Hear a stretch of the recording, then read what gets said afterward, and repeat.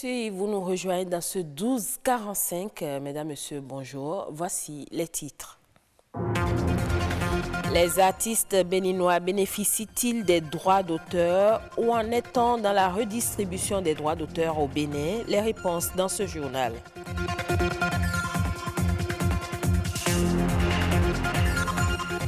Votre vision s'embrouille et vous avez du mal à discerner les formes. Il n'y a certainement pas de doute, vous souffrez de la cataracte, un mal qui affecte le cristallin.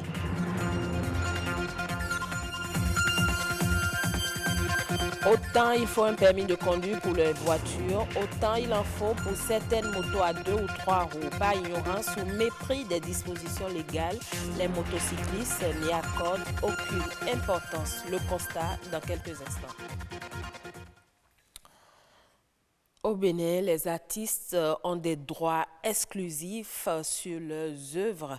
Pour rendre légal et légitime ces droits, la loi 2006 relative à la protection des droits des créateurs d'œuvres de l'esprit et des droits voisins a été votée et mise en vigueur. Cette loi permet au Bureau béninois du droit d'auteur et des droits voisins BUBEDRA de collecter les redevances et de les redistribuer à ces sociétés. Plus d'une décennie après, est-ce que les artistes entrent effectivement en possession de leurs droits? Réponse dans ce reportage de René Arossi et Stanislas Linkmont. Ils sont nombreux, les artistes retenus pour percevoir la deuxième tranche du droit d'auteur au titre de l'année 2018. Ces dernières années, certains parmi ces créateurs d'œuvres de l'esprit ont vu leur enveloppe financière connaître une hausse non négligeable. Pour il y a 5 ans, c'était que cette année que moi j'ai commencé par toucher mes droits. Même si ce n'est pas beaucoup comme cagnotte, c'est une enveloppe symbolique. Depuis au moins 4 ans maintenant, ils ont décidé de le faire par trimestre. Et au Bénin, en réalité, les gens ne vivent pas de leur art. Selon l'administration chargée du partage des fonds collectés, la cause de l'inégalité constatée dans la redistribution des droits d'auteur n'est que le reflet de la qualité du produit mis sur le marché. Quand l'œuvre aussi n'est pas utilisée par le public, l'artiste ne peut pas constater quelque chose de consistant. Donc c'est ça qui fait qu'il y a cette différence entre les montants. Ça veut dire que quand vous travaillez bien, vous percevez davantage. Mais quand vous travaillez moins, vous ne bénéficiez pas de grand-chose. Un produit de qualité exigé sur le marché du showbiz béninois, des artistes en sont conscients. Par rapport il y a 5 ou 10 années en arrière, je pense qu'il y a des progrès qui se font, il y a des talents qui naissent. Est-ce que les lieux de diffusion réellement payent? Je dirais pas oui. En République du Bénin, la loi définit comme gros consommateurs des œuvres de l'esprit les compagnies de transport en commun et autres sociétés utilisant les œuvres artistiques et littéraires au profit d'un public. Dans ce lot, on cite aussi Google, Facebook, YouTube et bien d'autres. Mais pour le moment, le BUBEDRA ne parvient pas encore à collecter les droits d'auteur à leur niveau. Une situation qui affecte les ristournes destinés aux artistes. Il y a certains qui doivent encore des arriérés de 2018 et certains qui n'ont pas aussi payé du janvier jusqu'à ce moment-là. On est obligé de forcer les buvettes, les restaurants, les bars, les hôtels et consorts pour les amener à payer. Parce que quand vous utilisez les œuvres des artistes béninois ou non, vous devez payer les redevances de droits d'auteur. C'est la contrepartie de ce que vous utilisez. Par rapport à la gestion du droit des artistes étrangers, chaque pays, par le biais de son bureau du droit d'auteur, collecte les fonds et les transmet à la nation concernée pour être redistribués aux ayants droit. Vous souffrez de baisse de la vue, de brouillard ou d'éblouissement à la lumière vive, eh bien, sachez-le, vous souffrez de la cataracte. Cette maladie de la vision est une affection due au développement d'opacité sur le cristallin. Le seul traitement possible est la chirurgie. Comment contracte-t-on la cataracte et peut-on la prévenir? Élément de réponse avec Cécile Rondé. Une tache blanche sur cet œil, mais pas anodin. Il s'agit de la cataracte. Autrefois considérée comme une maladie de la vieillesse, ce mal existe sous différentes formes et peut conduire à la cécité. Cette maladie-là qui va toucher électivement une partie de l'œil, un organe de l'œil qu'on appelle le cristallin. Le cristallin, c'est une lentille. Lorsque justement cette lentille-là qui est transparente s'opacifie, l'image ne passe plus et on fait ce qu'on appelle la cataracte. Alors la cataracte, elle peut toucher les personnes âgées, elle va aussi toucher parfois des gens plus jeunes et des enfants. Ça peut être un coup qu'on porte sur l'œil, ça c'est chez les sujets jeunes en cas de traumatisme, mais ça peut être aussi une altération, un petit virus qui a attaqué l'œil dans l'enfance et qui a altéré une partie de cette enveloppe et qui crée justement la cataracte. Ça peut être la prise de médicaments, pourquoi pas, qui peut aussi produire cela. Des conséquences préjudiciables pour la vue. Mais si elle ne peut être prévenue, la cataracte présente des signes annonciateurs. Lorsque déjà on commence par moins distinguer sa fenêtre ou moins distinguer une cible sur un mur en particulier, lorsqu'on commence par ne plus très bien voir les marches d'escalier par exemple, et ça peut être déjà des signes annonciateurs d'une cataracte qui est en train d'évoluer, de naître. Mais le grand signe, c'est la vision floue. Il y a des personnes qui, lorsqu'il y a de la grande lumière, ne voient plus très bien. Mais lorsqu'elles sont dans une petite pénombre, elles voient mieux. Ça aussi, ce sont des signes de cataracte. Guérir de la cataracte n'est pourtant pas chose impossible. Cependant, il n'existe qu'une seule voie de recours. De toutes les façons, que ce soit pour un bébé, un nouveau-né, que ce soit pour une jeune personne ou que ce soit pour une personne âgée, il n'y a qu'un seul traitement efficace pour la cataracte, c'est justement de l'opérer. C'est-à-dire d'enlever cette lentille qui est cataractée et actuellement, on propose à la place ce qu'on appelle un implant, qui est une petite lentille artificielle que l'on mettra à la place de ce cristallin et qui permettra de restaurer la vision qu'on a perdue. La cataracte, à l'instar d'autres maladies de l'œil, peut conduire à la perte de la vue. Mais dans tous les cas, une consultation régulière constitue le moyen de prévention le plus efficace. Petite ou grosse cylindrée, les conditions d'accès à la conduite sont les mêmes. Autant il faut un permis de conduire pour les voitures, autant il en faut pour certaines motos à 2 ou 3 roues, une pièce indispensable pour éviter de tomber sous le coup de la loi. Mais les Béninois connaissent-ils l'importance du permis de conduire pour les engins à 2 ou 3 roues? Ulvaeus Balogun s'est intéressé à la question dans ce reportage que je vous invite à suivre.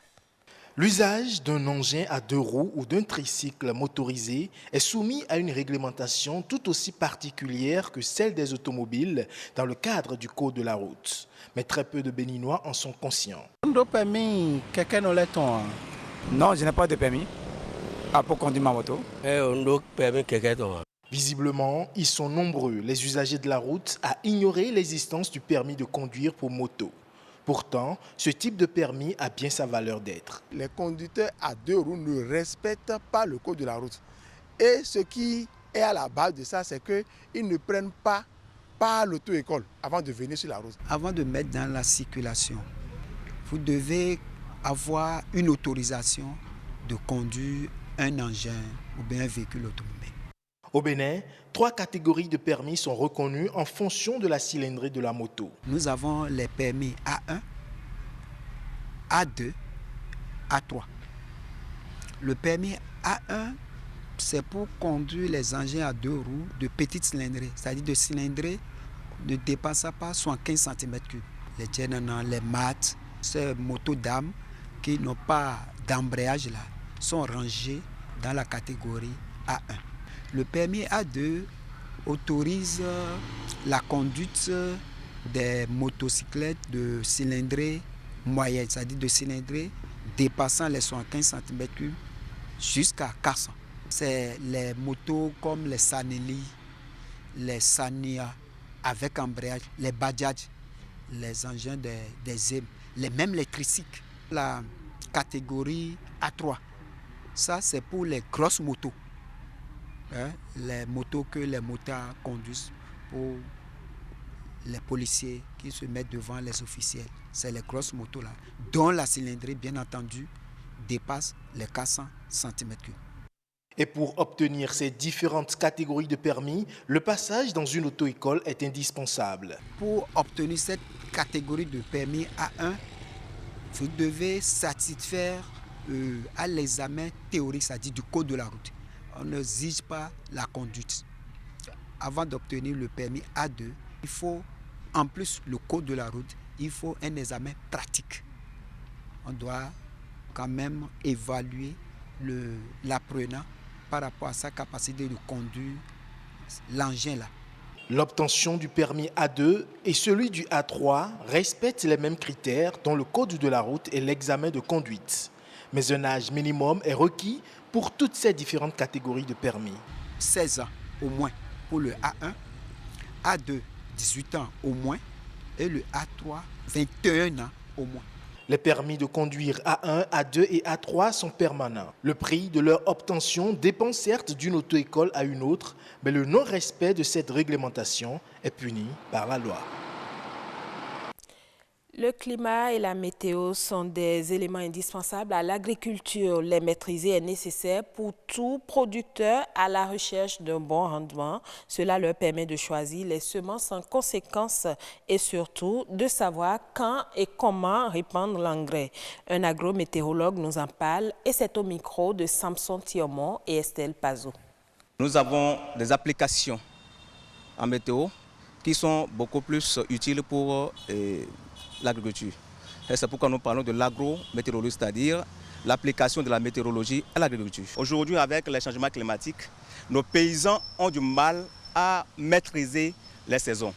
Alors, la météo vient en appui à ces paysans-là, afin de pouvoir mettre à la disposition des paysans les informations agricoles nécessaires pour la maîtrise. Et le but final, c'est de pouvoir accroître le rendement à l'hectare de leur production.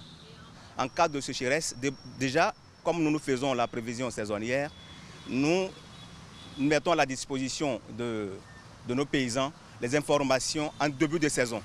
D'accord? C'est-à-dire le comportement de la saison au cours de l'année. Est-ce que nous aurons des séquences sèches, c'est-à-dire nous aurons des poches de sécheresse? Alors, si on devrait y avoir les poches de sécheresse, seront-elles longues ou bien courtes? Maintenant, si elles sont longues, quelles sont les variétés qu'il faut choisir? C'est là où c'est important ça. Donc nous conseillons aux paysans de faire le choix des variétés qui résistent mieux à la sécheresse. Ça c'est un.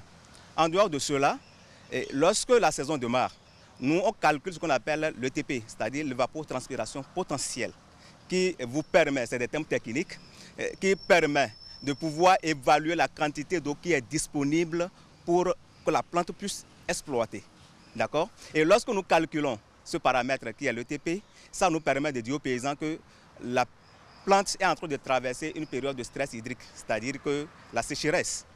Donc, vous le conseillez par exemple de ne pas mener certaines pratiques, de ne pas répandre l'engrais pendant cette période afin de pouvoir permettre à la plante de résister face à la sécheresse.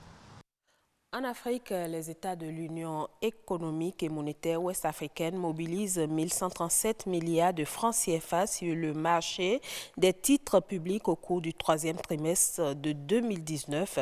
Pour lever ce montant, les États membres de l'UEMOA ont dû s'appuyer sur les deux compartiments du marché financier régional. Ainsi, le montant levé sur le compartiment par adjudication s'établit à 813 milliards de francs CFA contre 324 milliards de francs CFA observés sur le compartiment par syndication. Notons que les 324 milliards de francs CFA ont été levés par la Côte d'Ivoire, le Mali et le Niger.